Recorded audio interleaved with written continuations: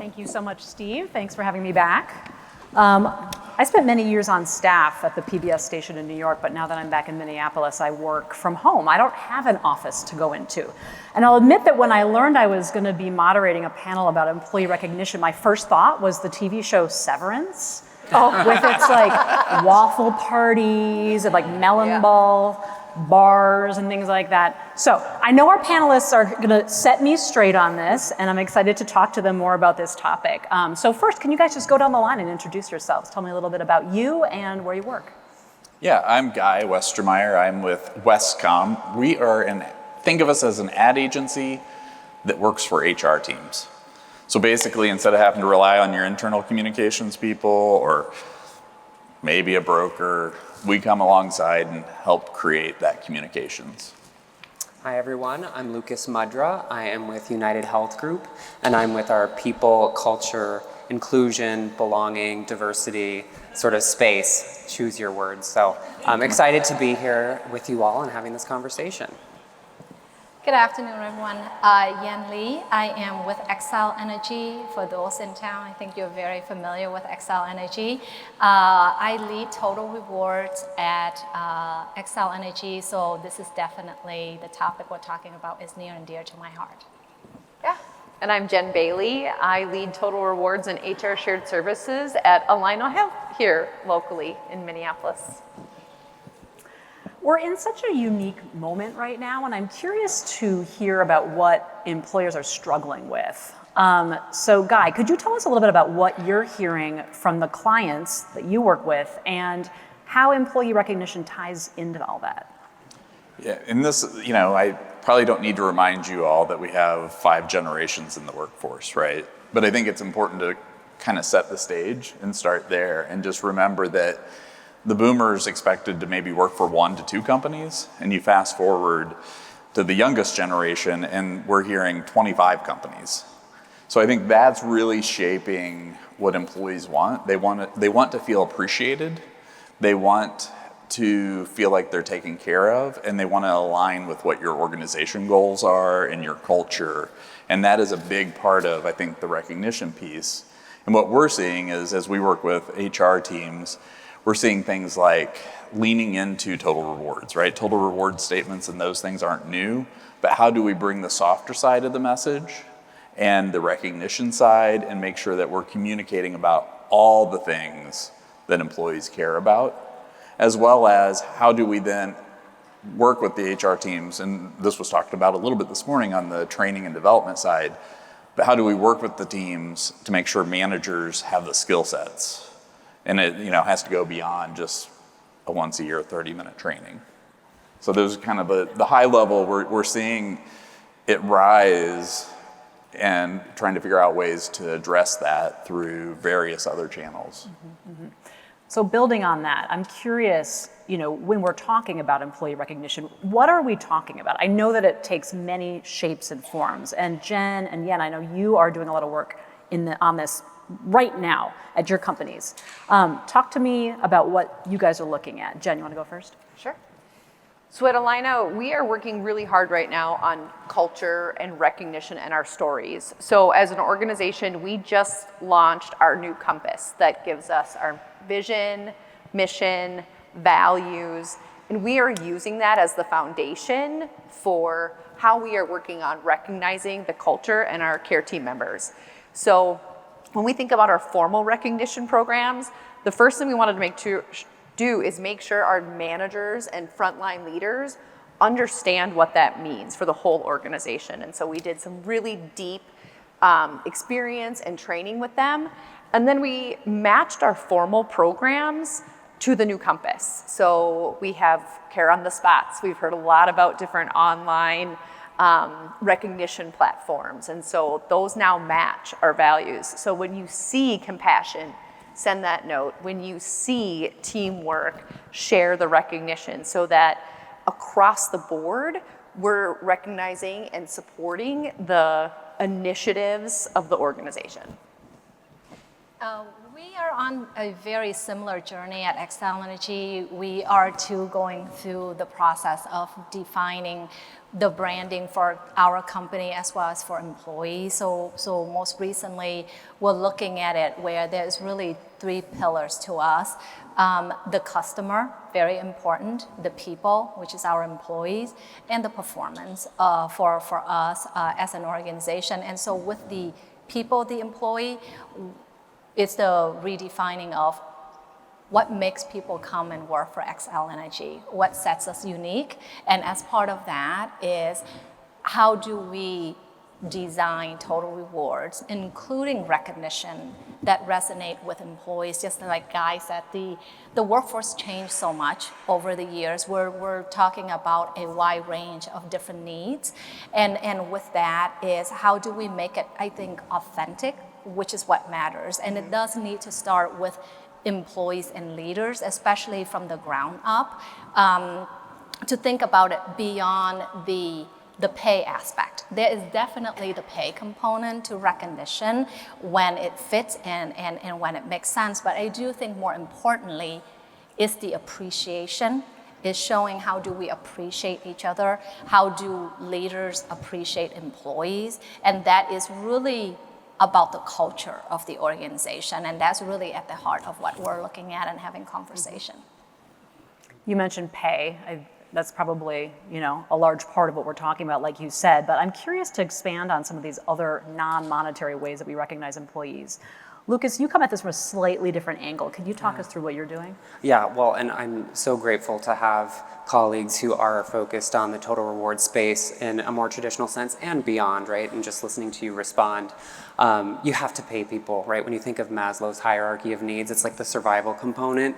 That's table stakes. If we don't do that, we can talk about all these other elements and it just falls flat. But if we're, looking kind of beyond and talking about culture and how leaders behave and sort of the competencies that they exhibit with their team members, I just want to pull on a couple threads that have been shared around authenticity and personalization. So, before we get to scale, I think it's incredibly important to have our leaders who, of course, are juggling so many competing priorities and deliverables to sort of buy into the notion that if you pause and truly take time to listen to your people and what they tell you about what's important to them, not just listening to hear, but really hearing them and seeing them, so to speak, for who they are and what matters, it's a lot easier to align recognition that is meaningful and that matters to that person. So an example I've been thinking about is around, leaders, of course, have various team members who come from different backgrounds, different stages of life, different generations. Just to put it into context, if you have a team member who's a new working dad and has shared with you willingly, how he's adjusting becoming a new father, and he continues to perform, he continues to exceed expectations and really deliver on his work, it doesn't have to be something that is, over-engineered, but as the people leader, if you're in a conversation and just say, hey, I'm so grateful and recognize the work that you're doing while you're also adjusting to becoming a new parent, we're so grateful for you here at this organization. And those examples, you can bring it through to any one individual. Those are the moments that people reflect on, either consciously or unconsciously, that build that sense of loyalty to the organization and really contribute to them feeling recognized and appreciated. Yeah, on that topic of authenticity, Guy, can you expand a little bit more on that? How do we keep some of these initiatives from falling flat or feeling inauthentic? You had some interesting examples that you were telling us when we were speaking about before that really worked. I'd love to get some specifics, so specific things that you have seen that have really had a great impact. Yeah, I'll start out as non-specific, but kind of go into that. And, I think being as specific in that, I'm going to build off of Lucas's example.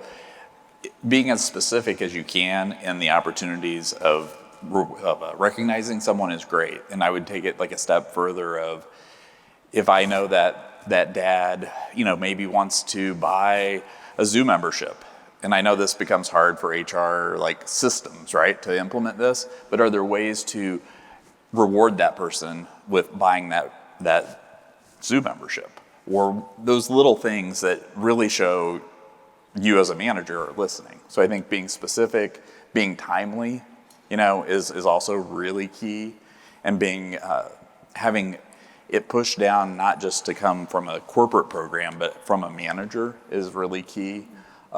One of the examples I think that you might be thinking of was, we have a client who they have 10,000 technicians in the field, and they've probably been in your backyard, and you probably have wondered why they were in your yard. I'll just say it that way, because we get also a lot of complaints. And we manage their social media, which is not exactly, you might be going, why are we managing their social media? Because we're also an ad agency. We've used their Facebook channel to tell the stories of those heroes, because they're actually out in the field and they see things that happen, and they've found the wandering kid, they've helped the aging parent who wandered off, or whatever it was. And so we've used those, instead of just recognizing that employee internally on a closed channel, we're doing it on Facebook. Well, you know who's seeing it? Their mom. Who's our number one fan? Coming just from Mother's Day? Our moms, right? So, and their spouses, and that recognition really is key, and doing it regularly. And I also think, to keep it authentic, we can't just do this during February, which is, Valentine's Day and why we love our employees, and then again in Thanksgiving, when we're wanting to be thankful. We got to do this year round. Mm-hmm. Mm-hmm.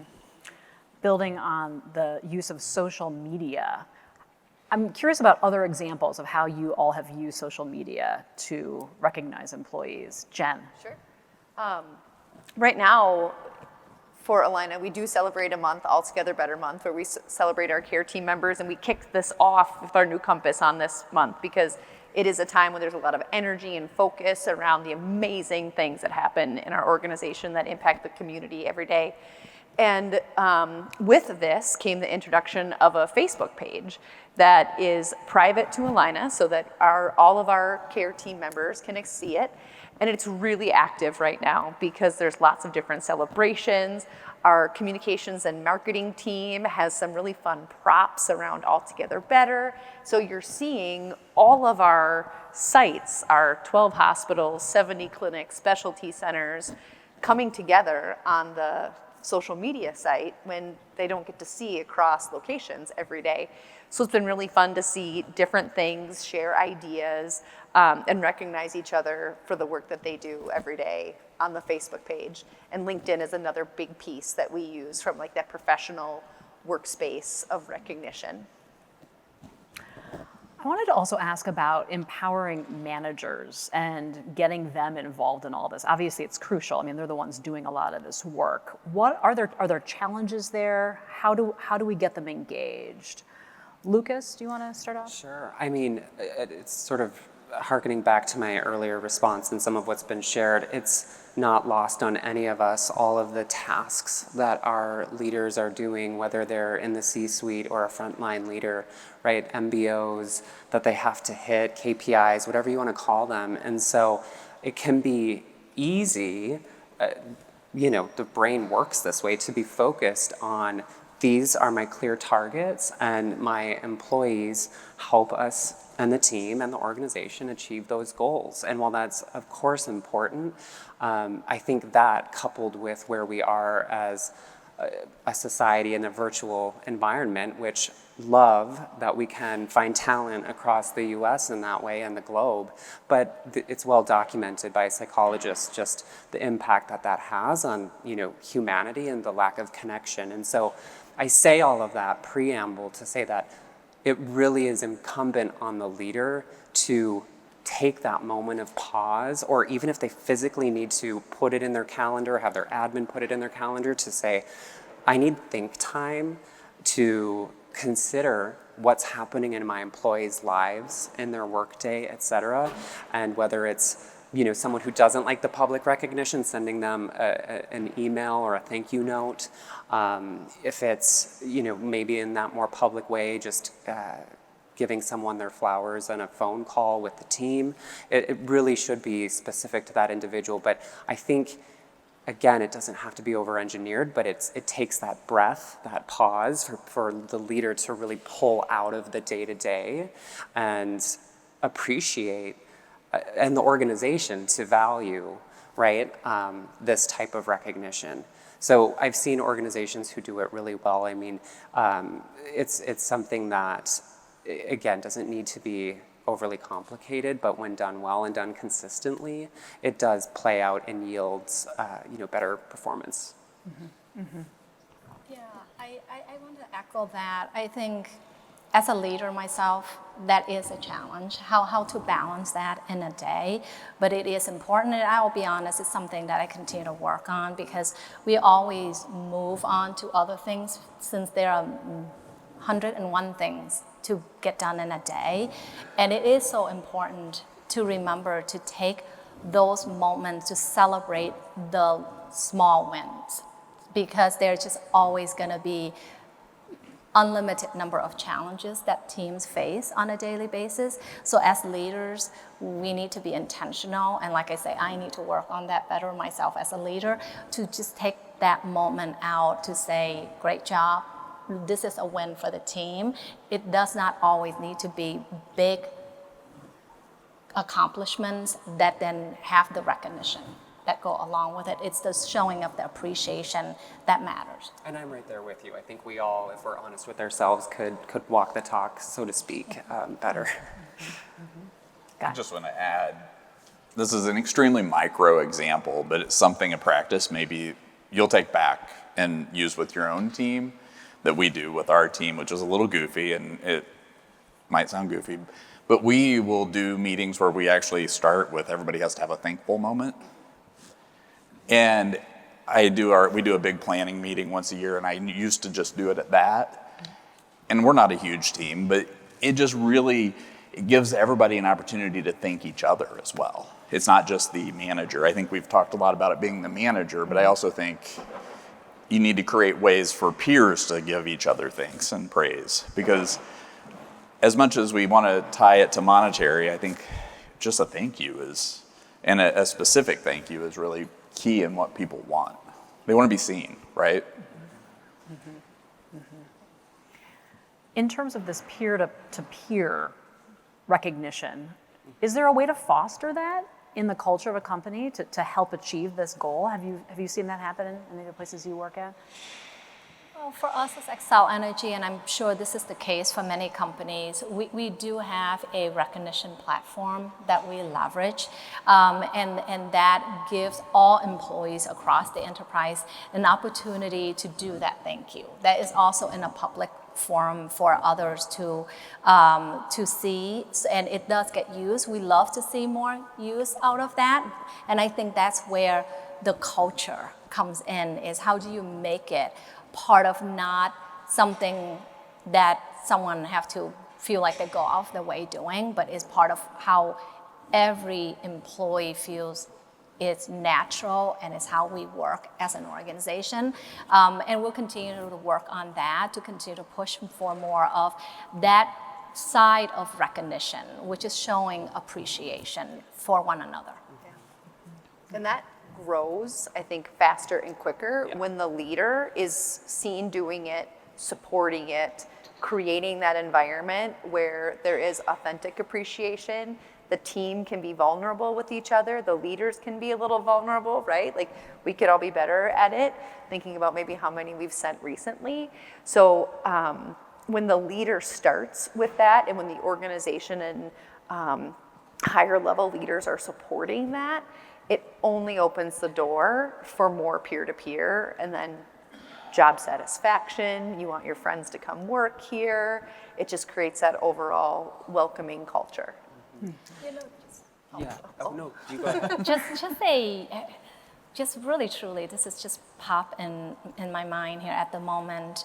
One of the things, again, for me is sometimes you're so busy in the day and I'm just actually thinking about this, and I'm gonna look into it, is it's easier. I often do the appreciation, the thank you when I do that.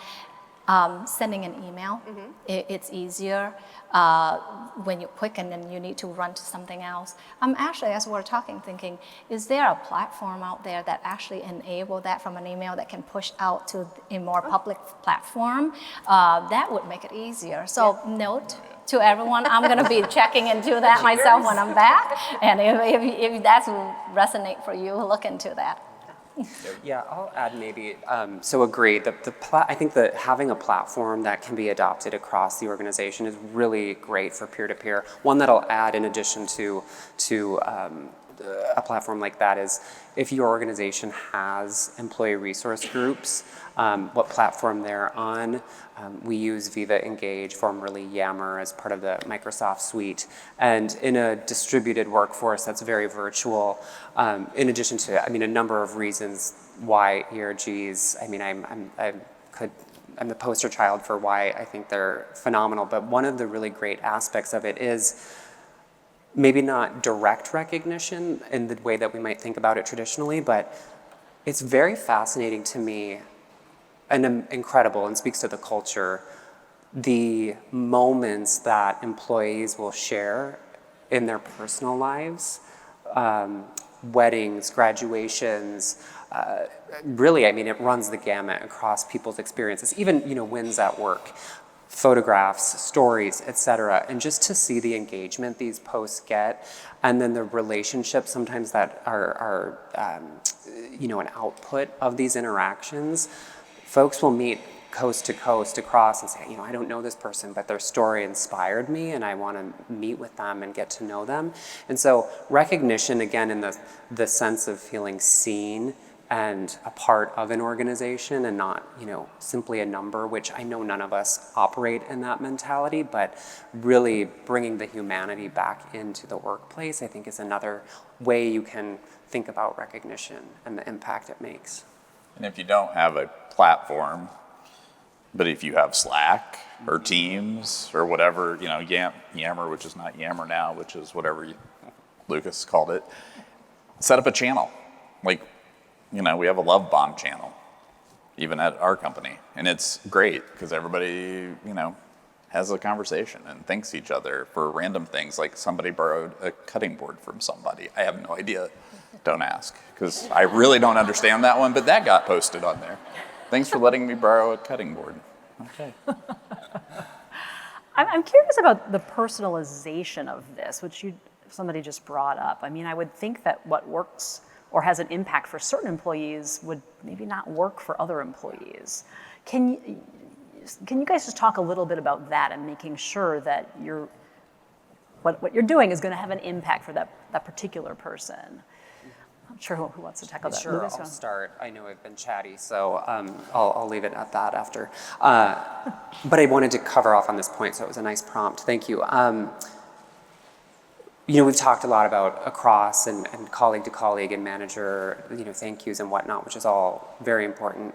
For your employees who are high achievers, have big aspirations and are top performers or high potential, however you categorize it in your organization, recognition to them may be getting acknowledgement from the leader above or even 2 levels, that they've had an impact, hearing from the CEO or insert character, to demonstrate, again, that they see them and are aware of who they are and their contributions they make to the organization.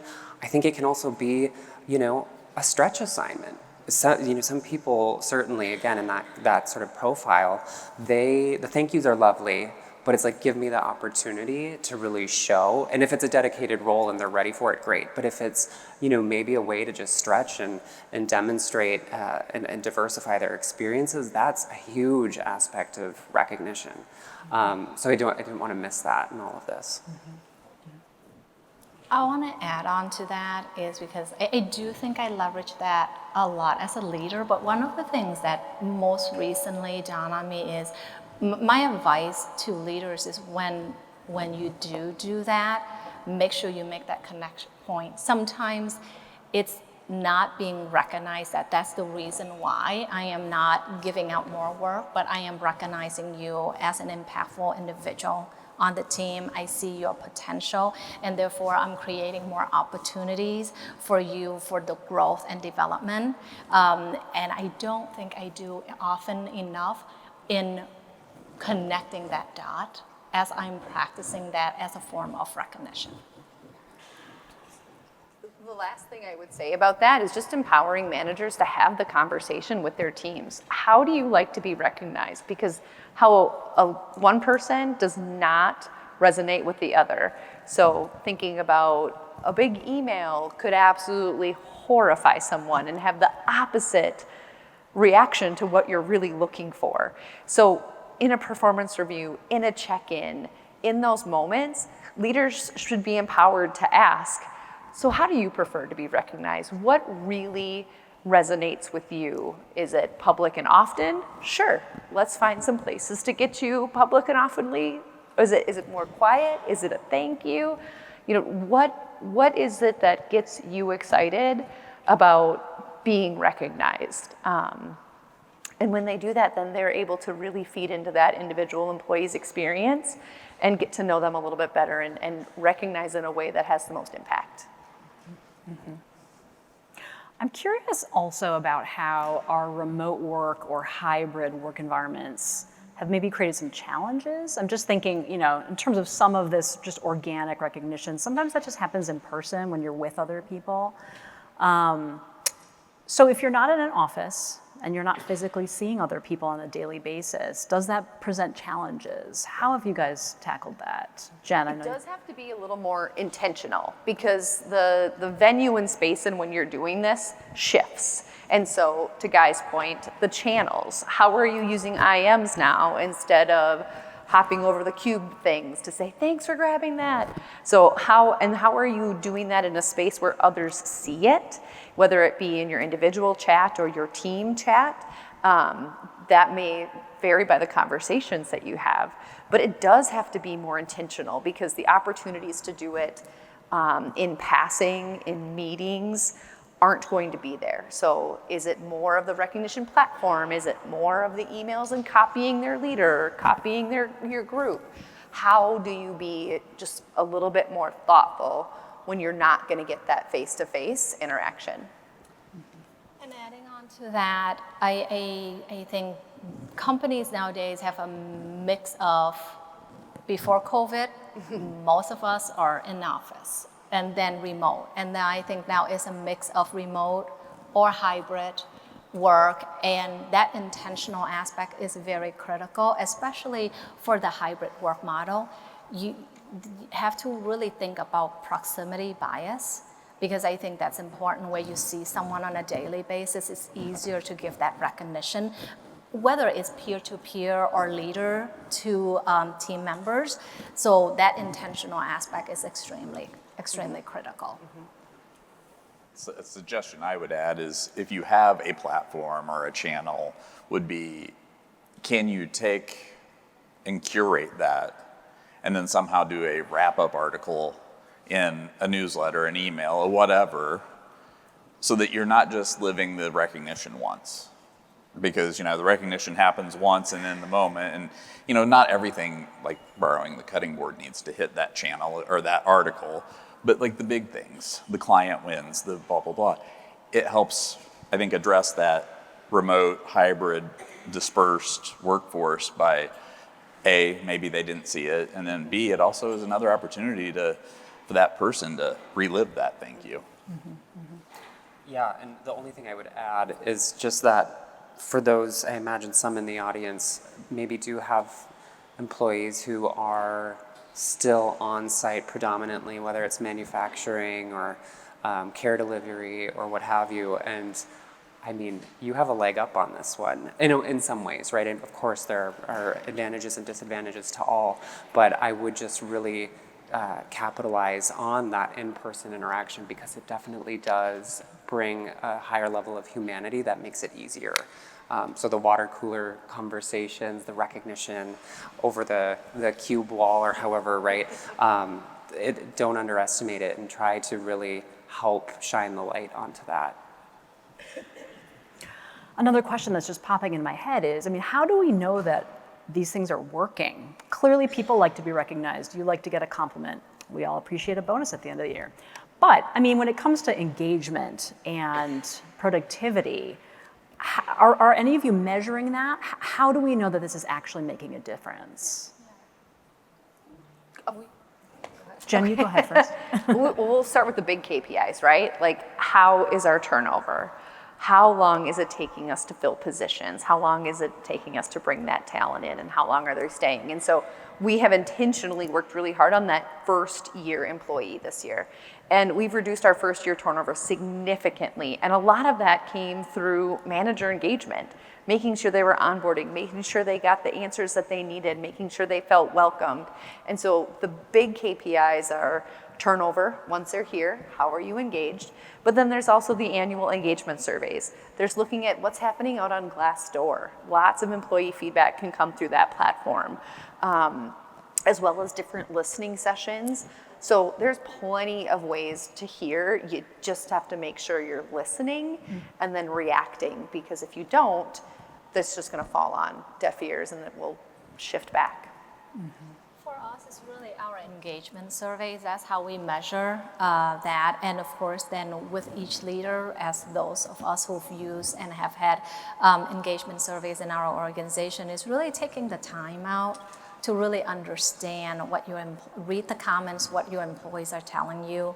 I do that in my team. In fact, I just went through it most recently. And be intentional about not just looking at the surface of the results, but drilling in and sometimes inviting the follow-up conversations to better understand. If you're looking at the results of that survey and you feel like it's not what you expect, and think about how do you engage those conversations to better understand, because sometimes you think you've done enough, and you've done enough with, like, you are doing what you feel like is expressing the recognition or showing the appreciation, but maybe you're not doing it in the right way, or it's not being perceived the way you think it would be, because again, every individuals have different needs. So that would just be my my advice. And I would add just one point to the employee retention. You know, I started with the really depressing news, right, that we all know that Gen X millennials might think that they're going to have 20 to 25 jobs, which means they might stay at your organization a year, maybe 2 years. If we think about the life cycle, maybe slicing, and I don't know how easy it would be easy because you all have data. Of course.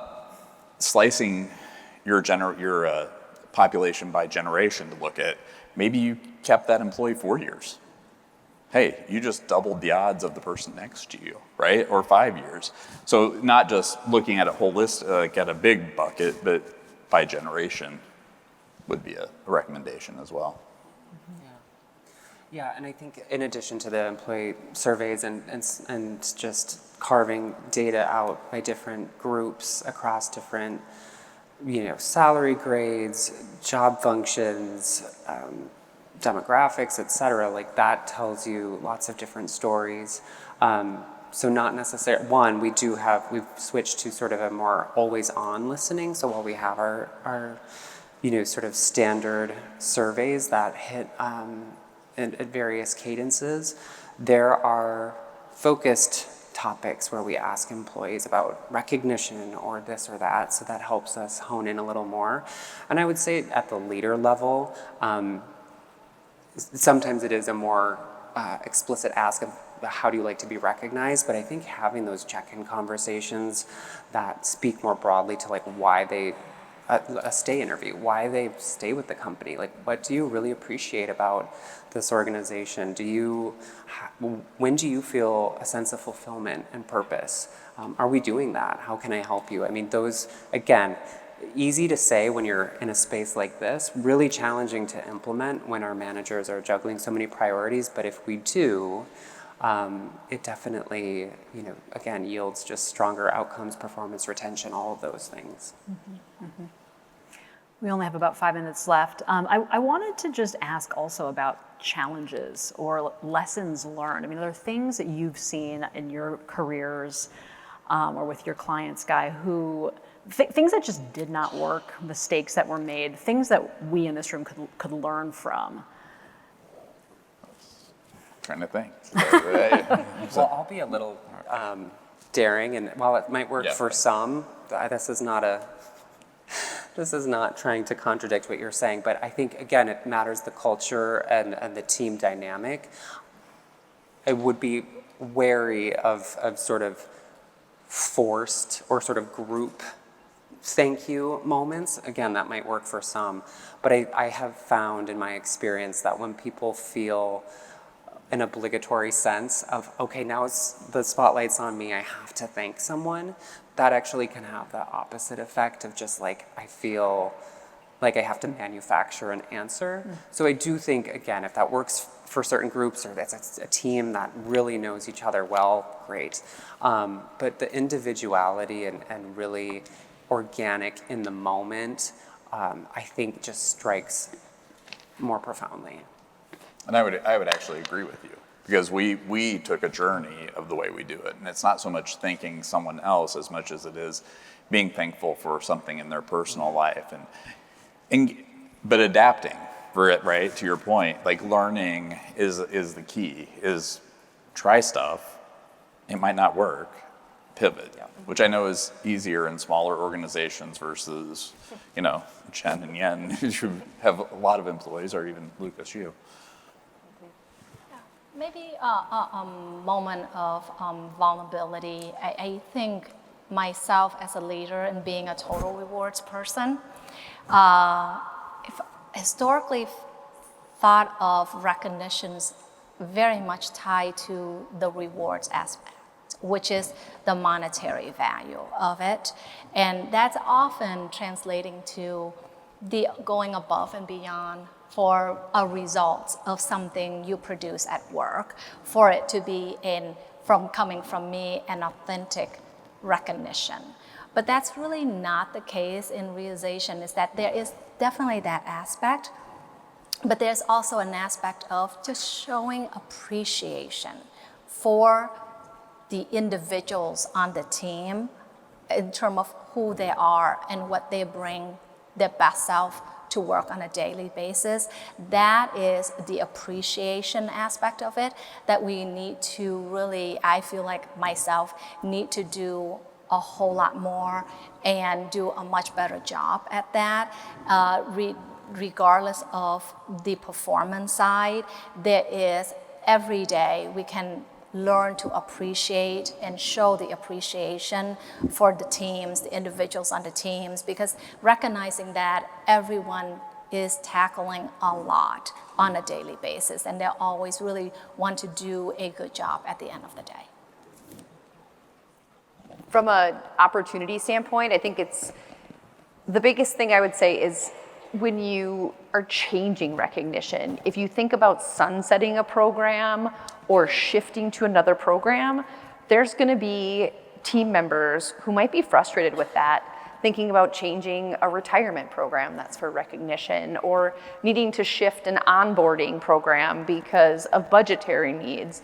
There's going to be emotions behind that. So the change management piece about why this is happening, but here's the new venue, or here's the new tool, or here's the new system you can use to make sure that those feelings of recognition are still there. And the managers aren't going, well, they said so, so sorry, now you just get a pat on the back. So that they can, the answers can be there for them and explain the why. So it's less about a program that we learn from, but it's more about how do you continue to evolve, and how do you make sure that when you do that, you're doing it in a way that is understandable, acceptable, and resonates with the leaders on the team. Great. We only have about a minute left, but lightning round, I'm just curious, each of you, when was there a moment in your life when you were recognized and it made a really big impact on you? I don't know if any of you, who wants to start with that one? Like something that really stood out to you as like, this really made a difference I'll start. to me. Like, Guy. I started my career at Ford, and I had, they had the traditional, like, hey, we're going to give you a gift card to the restaurant.